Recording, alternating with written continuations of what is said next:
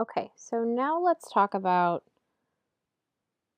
nursing and more specifically how gender factors into the practice of nursing. Um, as just an introduction here, nurses make up the largest group of healthcare workers in the United States. In 2016, there were 2.9, almost 2.9 million nurses in the US. And the profession of nursing, as you read in your text for this week, is really indebted to Florence Nightingale. So Florence Nightingale was an English nurse who trained with a Protestant minister in Germany. When she got back to England, she established a hospital for sick, gentle women in distressed circumstances. And she staffed that hospital with trained nurses from good families. She really wanted nursing to become a noble profession, and so she recruited women from upper and middle class backgrounds. But women at that time had a difficult time reconciling the duties of their jobs with the expectations of being proper ladies. So, for example, they did not want to have to look at people naked. They did not want to have to be present at physical examinations because they felt like that was unladylike.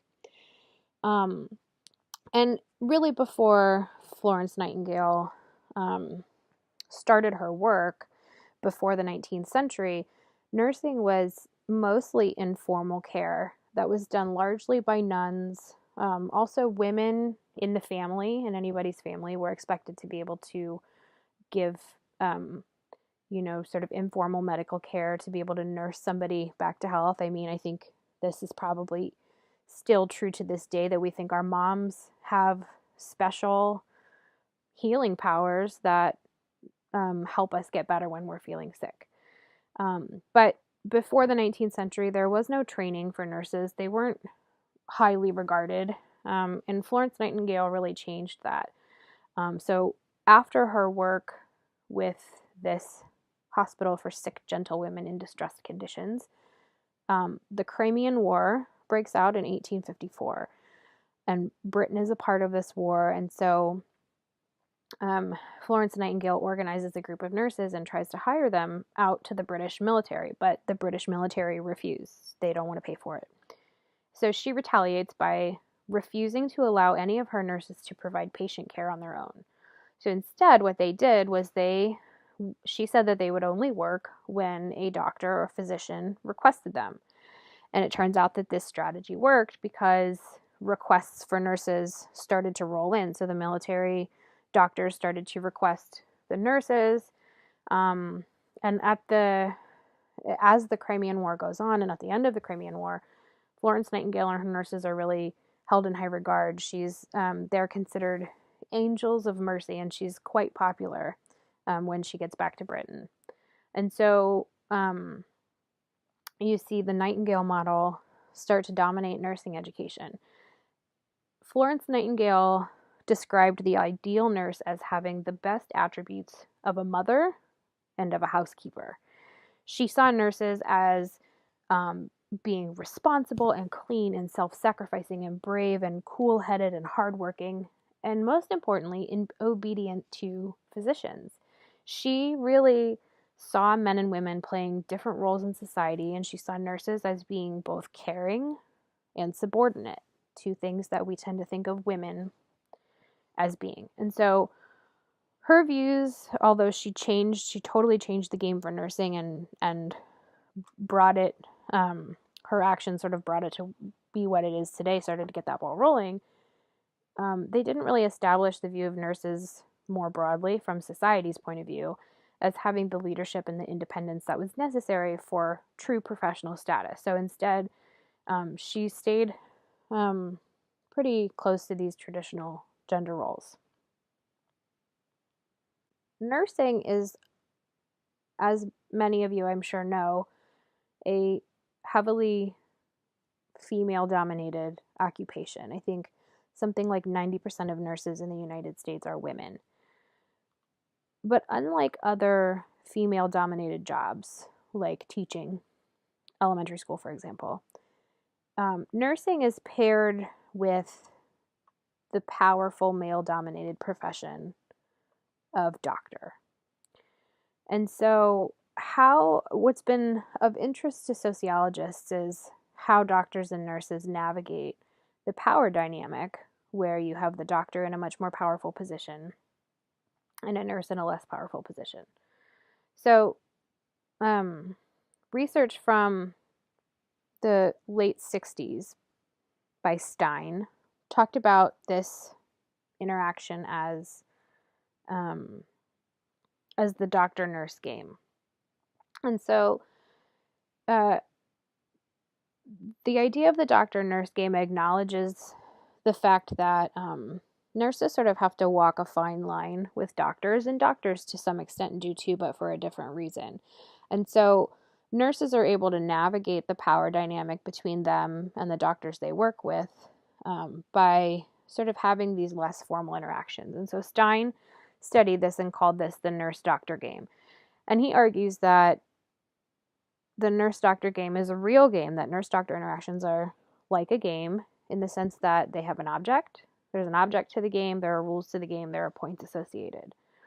So the object of the game is for the nurse to show initiative and ingenuity through recommendations to the physician in a way that appears passive and totally supportive of the superiority of the doctor. The rules are, though, that in this process, there's no open disagreement. So the doctor is seeking a recommendation and the nurse is offering a recommendation, but neither one of them can appear to do so, right? So the doctor can't look as though he's asking the nurse for a recommendation because that would undermine his superiority. And the nurse can't look as though she's giving a recommendation to the doctor because that would undermine the doctor's superiority. So they both have to do these things without making it look like that's exactly what they're doing. So here's an example of how this doctor-nurse game could play out. So let's say a nurse calls a hospital staff physician who is sleeping to report on a female patient that the doctor does not know. So the nurse tells the doctor that the patient is having trouble sleeping and that the patient has just been informed about the death of their father. So the nurse is really telling the doctor that the patient is upset and needs a sedative to sleep. In other words, the nurse is giving a recommendation to the doctor. Because the doctor is unfamiliar with the patient, the doctor asks the nurse what sleeping medication has been helpful to the patient in the past. So here, the doctor is actually asking for a recommendation from the nurse, but doesn't phrase it that way. So instead of asking what has been helpful, the doctor is asking what has been helpful in the past instead of saying to the nurse, what do you recommend? So together they treat the patient, but both of them have followed the rules. The nurse made a recommendation without making a recommendation, and the doctor asked for a recommendation without appearing to have asked for a recommendation. So they're both playing with these rules of seeking and offering recommendations, but doing so in a way that maintains the doctor's authority. And so there are points associated with the doctor-nurse game in the sense that the doctor gains respect and admiration of the nursing staff, and the nurse gains praise from the doctor. If the nurse behaves out of line, comes off as too bold or too brash, or just somehow sort of like not respecting the superiority of the doctor, they could be a nurse that people don't want to work with in the future. They could be shunned.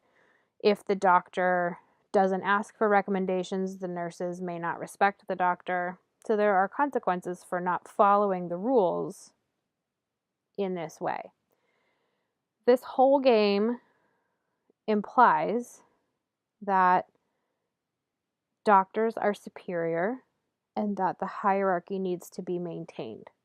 Nurses are playing into this game just as much as doctors are because nurses don't want to lose what status they have.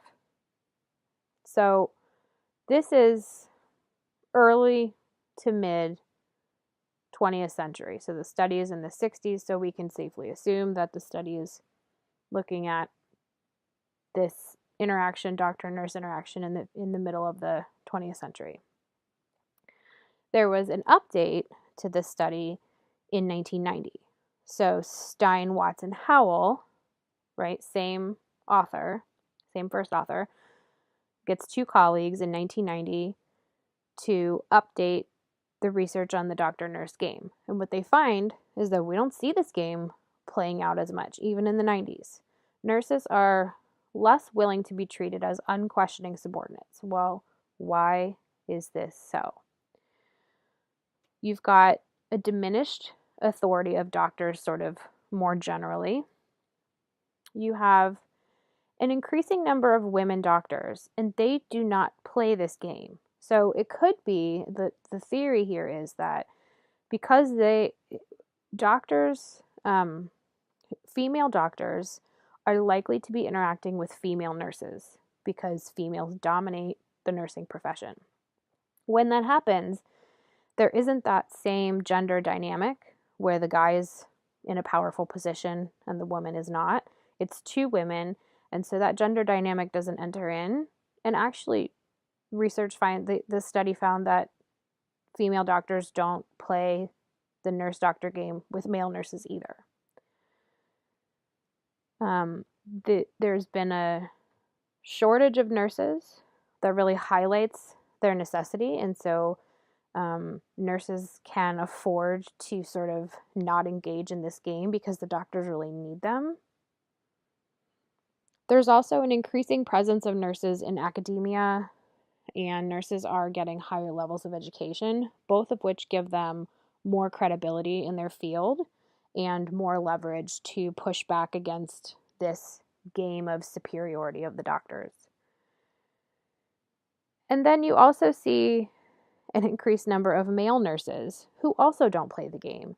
Again, because they're interacting with primarily male doctors, and they are not going to be, gender socialization perhaps may mean that, and probably does mean that, male nurses don't feel the need to be subordinate the way that women are trained to and socialized to a lot of the time. So the other thing is that although we've seen these improvements, we also see some things remaining pretty static. So even though only 10% of nurses are men, we still see male doctors viewing male nurses as more competent than their female counterparts. So male doctors see male nurses as being more competent than female nurses are. There's also a gender dynamic between nurses and female doctors. Even though female doctors don't play the nurse-doctor game, they're more likely than male doctors to have their actions questioned by nurses. So when they make a decision, they are more likely than male doctors to have nurses ask them, are you really sure you want to do that? In addition to these sort of things happening at the level of the social interaction, you also see male nurses are paid more money. There is a persistent gender gap in earnings for nurses, even though 90% of nurses in the United States are women. You see men earning more than women across a number of different work settings, clinical specialties, and job positions. So our cultural ideas about nursing as something that is about being a caring and clean and responsible and obedient person, if we think of these as characteristics that women should have, when men enter into those kinds of positions, they're not obligated to display those kinds of characteristics. And the characteristics that they display instead, like initiative and authority, are rewarded by the workplace. So you tend to see male nurses being paid more money than female nurses, which you can see here in this graph.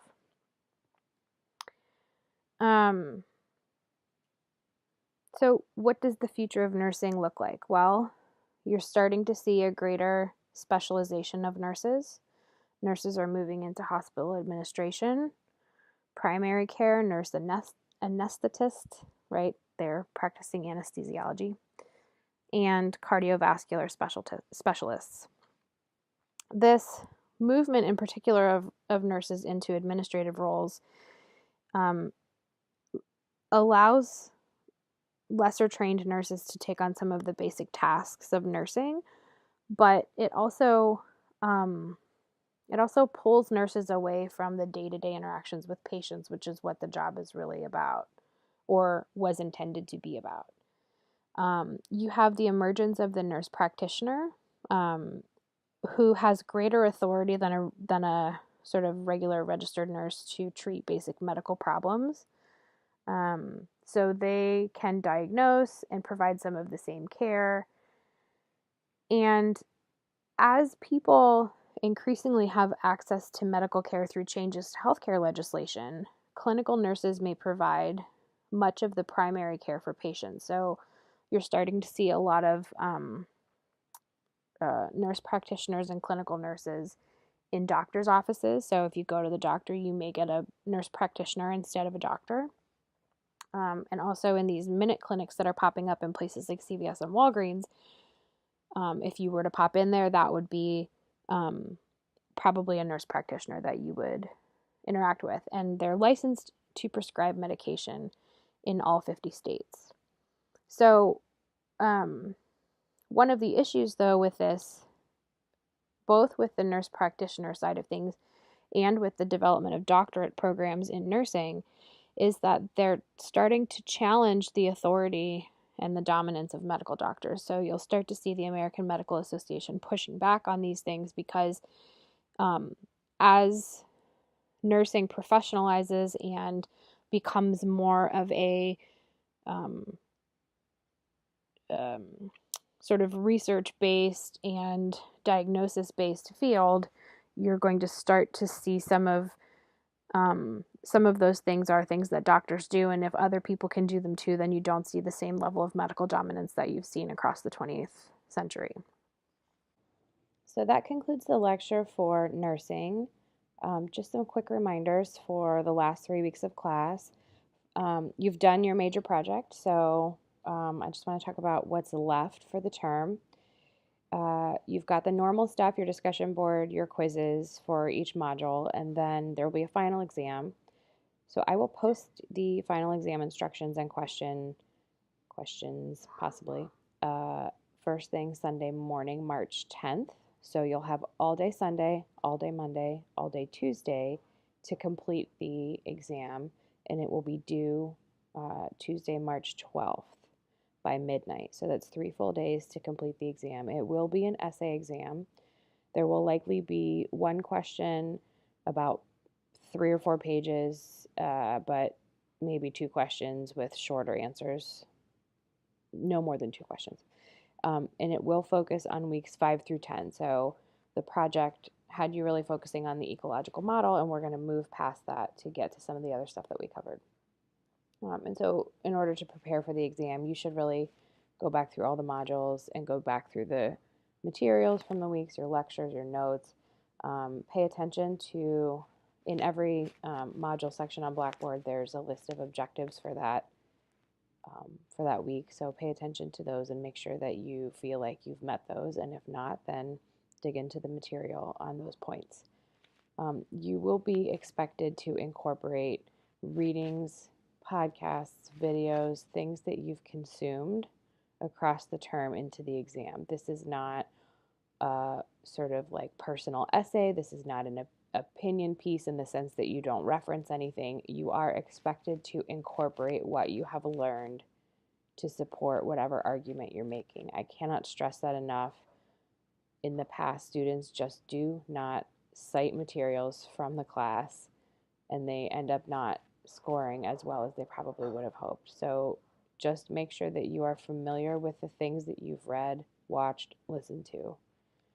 And then the last point, I just want to remind everybody that I do drop the 2 lowest quiz grades.